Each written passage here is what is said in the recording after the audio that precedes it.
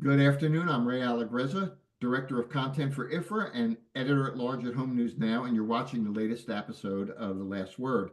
With me is a guy that truly needs no introduction, Todd Wanek, CEO of Ashley Furniture. Todd, thanks for taking time. You're welcome, Ray. I always enjoy talking to you.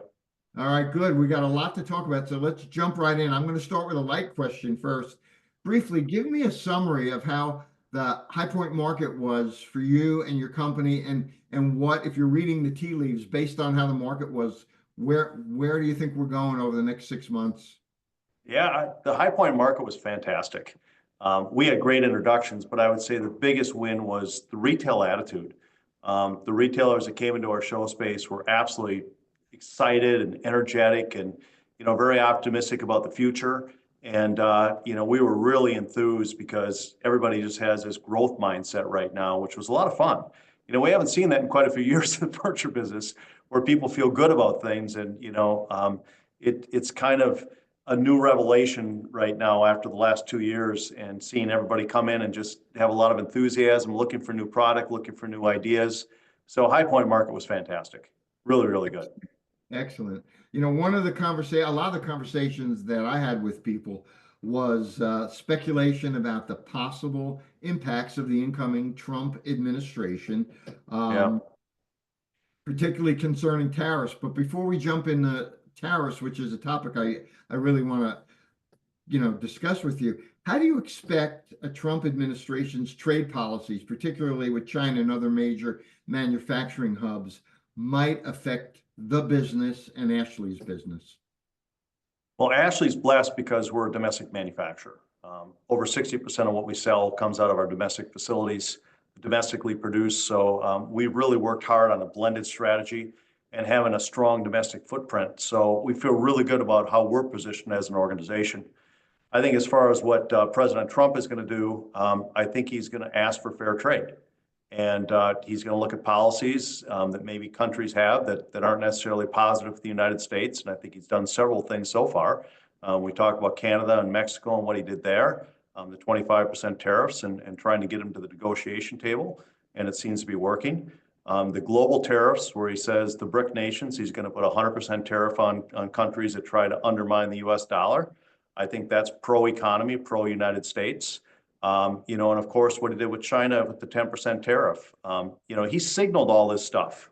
And if anybody's surprised as we go into this next year of what's going to happen, they weren't paying attention, or maybe they didn't think he would get elected, because it's very obvious that he's going to be somewhat protectionist.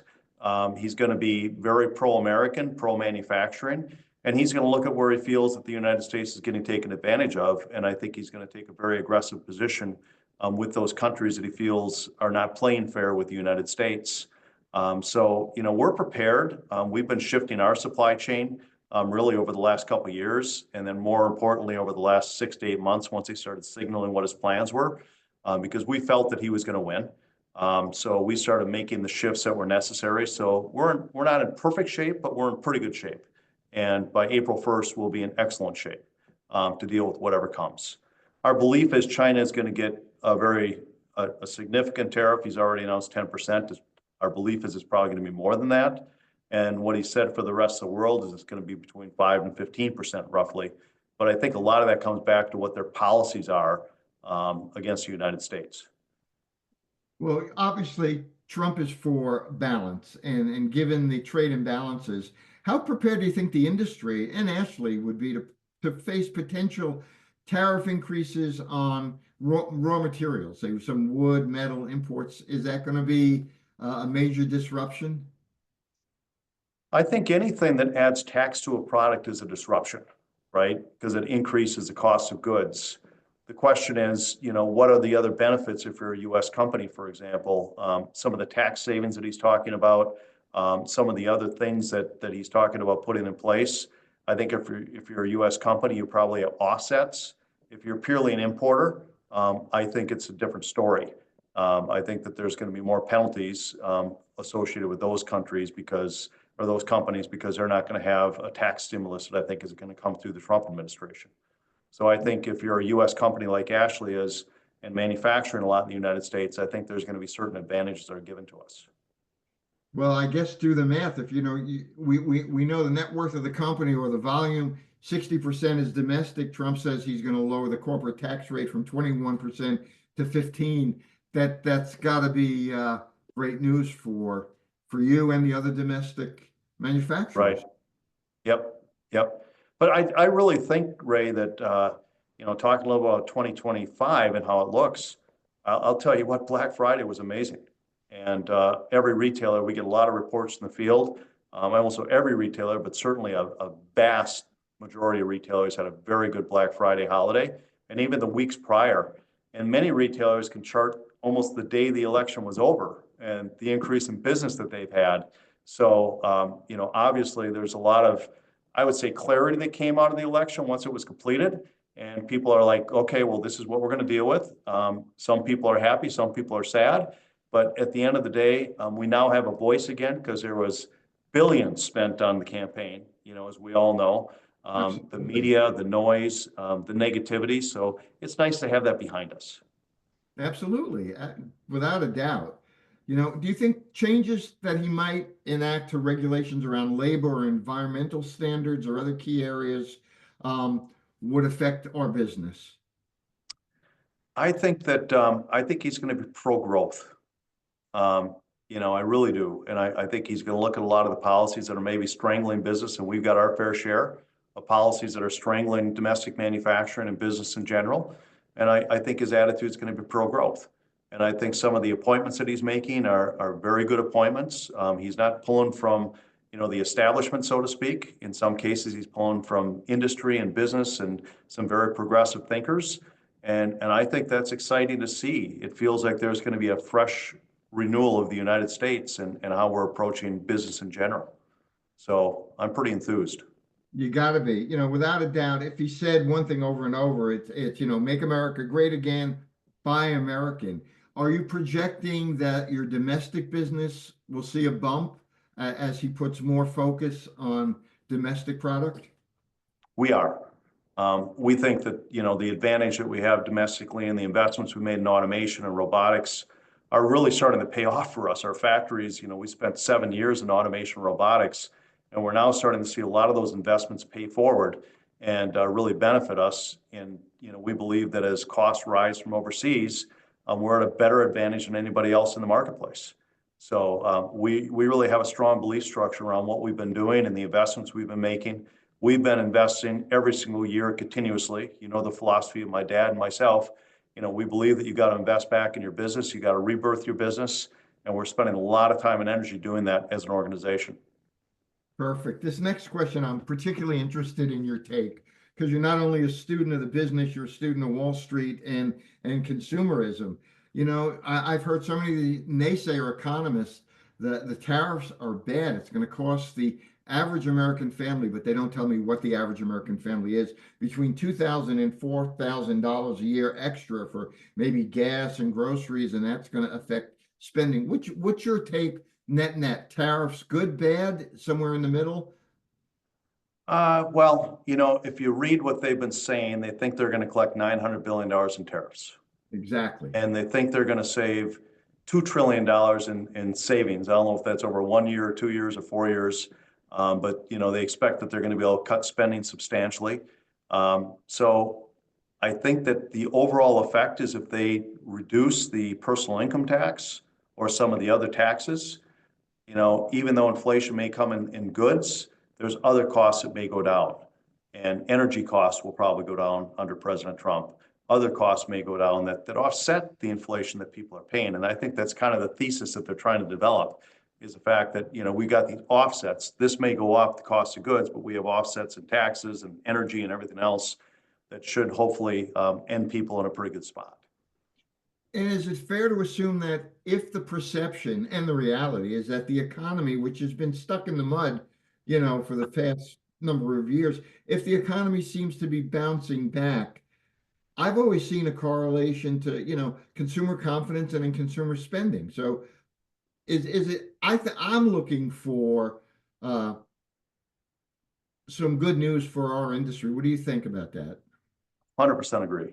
I think that, UBS, one of my favorite people in the industry and doing analysis is a guy named Michael. He's the economist at UBS. And he believes that 2025, is going to be an 8% growth for the furniture industry. Now, we haven't seen 8% growth in a long time.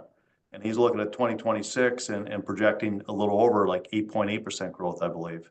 And a lot of that's in reduced in housing starts, housing renewals,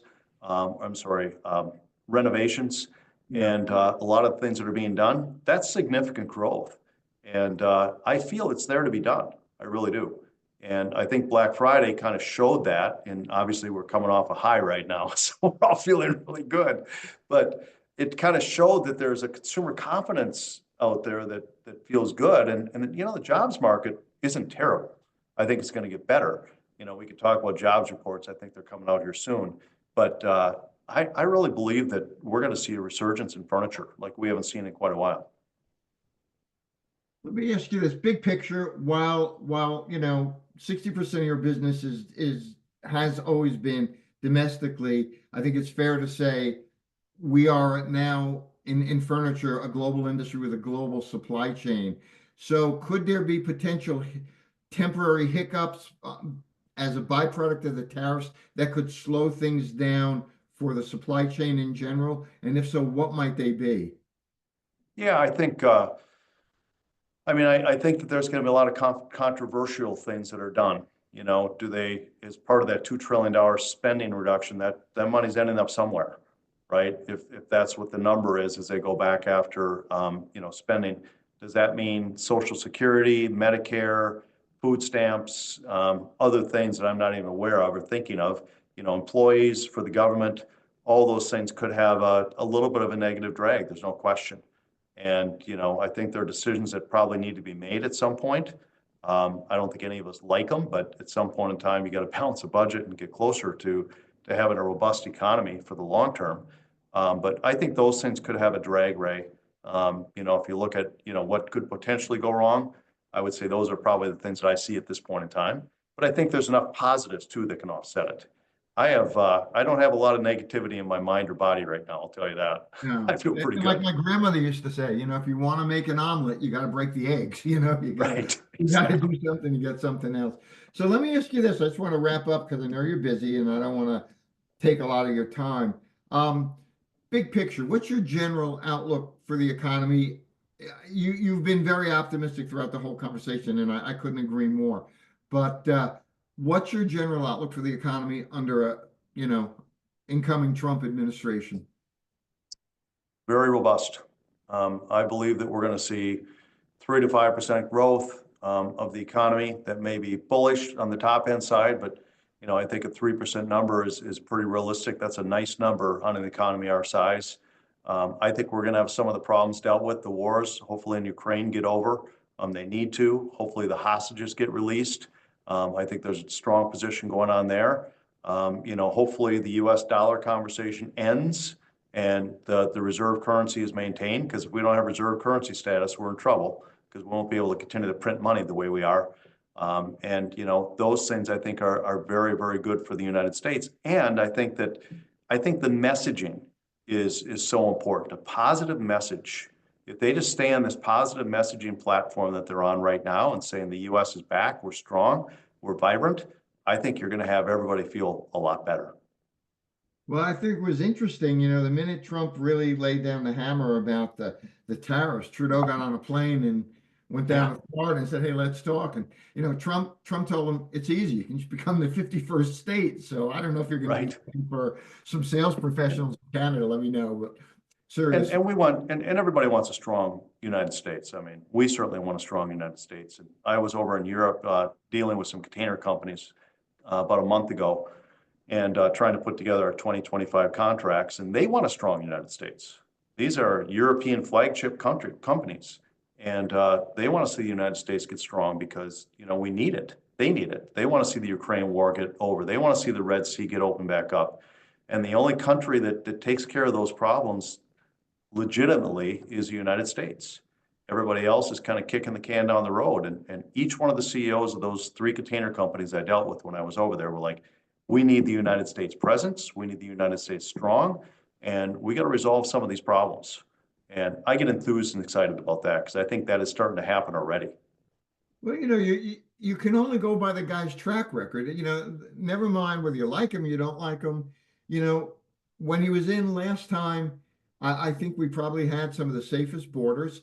We had we Yep. had we had no attacks on this country. They knew this is a guy that is gonna say what he means and mean what he says and act on it. And I think Right. net that's healthy for us. Over the next 4 years when Trump takes office, I'll make it easy. Single biggest challenge we may face in our industry and the single biggest opportunity. Wow, tough question. I would say that single biggest opportunity we have is just growth. I think we're going to see interest rates come down, housing starts crank back up because we all know that we're under inventoried in the marketplace right now, based on the generation that's ready to buy homes. I think we're going to see employment on the rise. I think we're going to see U.S. Manufacturing or companies thrive more so than they've ever done and hire people, make investments. I think we're going to see a resurgence. I think the biggest challenges we have are globally. I think that we are a global supply chain industry, and seeing more disruption of the global supply chain, whether it's taxes or other things, maybe trade wars, I don't get excited about that. I don't get excited about a 25% tax on Canada. I understand the reason why, but we export a lot of our product to Canada as well. We'd like to see those things get resolved. So I think those could be some challenges that we have, and the disruptions that come with it. But, I think the industry has pivoted through disruptions over the last 5 years in a very significant way. And, we'll figure it out one way or another. The Mexico thing, there's a lot of goods coming from Mexico to the United States. I don't know what that ultimately looks like. If there's a big duty against Mexico, I mean, that could change things as well. So, yeah, I think that by itself, Ray, would be probably my biggest concern. And then, obviously dealing with China and, hopefully we don't get into another war and we're able to resolve whatever conflicts are around the world and live a peaceful life. Yeah, I agree. I think once the world sees consistency and predictability, and nobody wants to turn over the card, especially when both sides are making money. Right, So, right. all right, I agree. call this crazy little podcast the last word because I shut up now and give you the last word. So, any final thoughts?